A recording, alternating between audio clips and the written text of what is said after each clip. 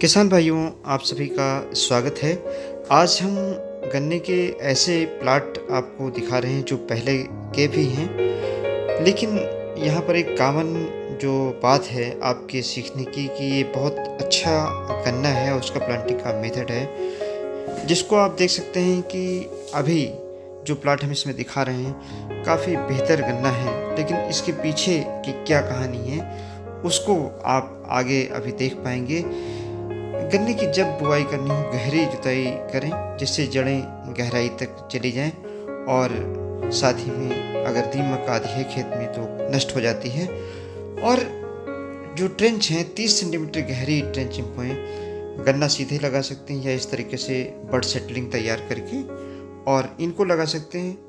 Poultry में बड settling तैयार कर सकते हैं इस तरीके से, जिसको नर्सरी कहते हैं। 30-35 दिन में तैयार हो जाती हैं। इनको अगर लगाना हो तो इस प्रकार की आप ट्रेंच 30 सेंटीमीटर गहरी और 4.5 फीट की दूरी पर खोल लें और पानी भर के इसके अंदर लगा सकते हैं। सीधे जो सेट आप लगाना चाहते हैं तो सेट भी लगा सकते हैं। 1.25 फीट की दूरी रखें, 15 इंच की दूरी रखें और 4.5 फीट लाइन से लाइन की दूरी।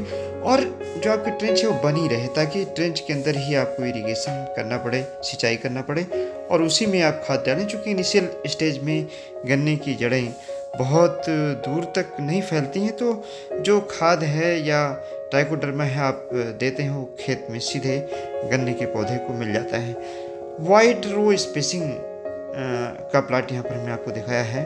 ये एक ऐसा तरीका है जिसमें आप पूरे साल चाहें तो सहफसली खेती कर सकते हैं। जैसे कि रबी के सीजन में आप चाहें तो इसके अंदर इवन बरसीम तक लगा सकते हैं, जो चारे की एक फसल है। और साथ ही में रबी में बहुत सारी फसलें हैं जिनको लगा सकते हैं, जैसे सरसों लगा सकते हैं, लहसुन लगा सकते हैं, आलू बहुत अच्छी फसल है, गन्ने के साथ आलू लगा सकते हैं। और इसके अलावा पत्ता गोभी, फूल गोभी, मूली, धनिया, शलजम और जो हरी मटर है, चने की खेती भी कर सकते हैं। लेकिन जो बेस्ट खेती है गन्ने के साथ में वो आलू की होती है। और कई महीनों में अगर आप देखेंगे तो मूली भी बहुत अच्छी गन्ने के अंदर हो जाती है, क्योंकि बहुत जल्दी तैयार हो जाती है। और फिर आप जायद के सीजन में चाहें तो फिर दूसरी फसल जैसे उड़द और मूंग लगा सकते हैं, भिंडी लगा सकते हैं। और फिर जब आपका बारिश का सीजन आता है तो फिर कोई अगर फसल छोटी लगाना चाहते हैं तो उसको इंटरक्रॉपिंग के रूप में ले सकते हैं। एक और इसमें फ़ायदा है कि बड़े ट्रैक्टर को आप चला करके और इंटर कल्चर ऑपरेशन, चाहे आपकी इंटर क्रॉपिंग की फसल हो, उसके बाद के हैरोइंग हो, उसके लिए भी कर सकते हैं। इंटर कल्चरल ऑपरेशन चाहे मिट्टी चढ़ाने की बात हो और चाहे बीच में नाली बनाने की बात हो, उससे आप कर सकते हैं। हम यहाँ पर अब दोबारा आपको दिखा रहे हैं। अगर इस तरीके से नाली छोड़ेंगे तो बीड इसके अंदर ही होंगे। बीड हमको केवल नाली के अंदर हटाने पड़ेंगे जब तक गन्ना हमारा बड़ा नहीं हो जाता है। तो एक बहुत अच्छा मेथड यहाँ पर दिखाया गया है, इसको आप फॉलो करें। सिंगल बड से प्लांटिंग करें या पौध उगा करके प्लांटिंग करें। इससे आप गन्ने की खेती में बचत भी कर सकते हैं लागत में, और अच्छा उत्पादन पा सकते हैं। शुरुआत में जो हमने दिखाई फ़ोटो, वो एक ऐसी फ़ोटोज़ हैं जिससे आप अंदाज़ा ये लगा लें कि उनको प्रदेश में प्रथम पुरस्कार मिला था। जो शुरुआत में हमने प्लाट दिखाया है, हमारे किसान ब्रह्मपाल सिंह जी रहे हैं, उनका प्लाट है।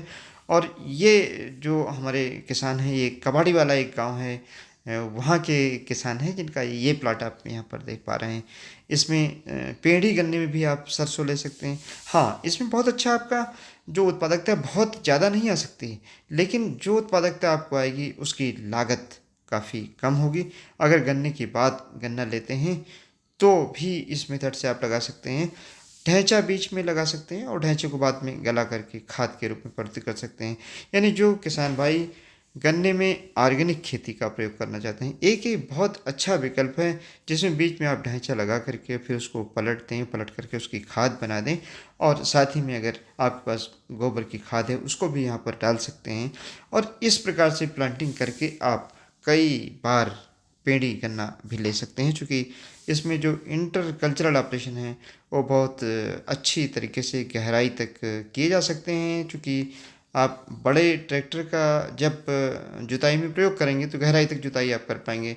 चाहे जड़ों की छटाई हो और चाहे बीट्स का मैनेजमेंट हो, वो आप बड़े ट्रैक्टर से इतनी दूरी पर बहुत ही आसानी से कर सकते हैं।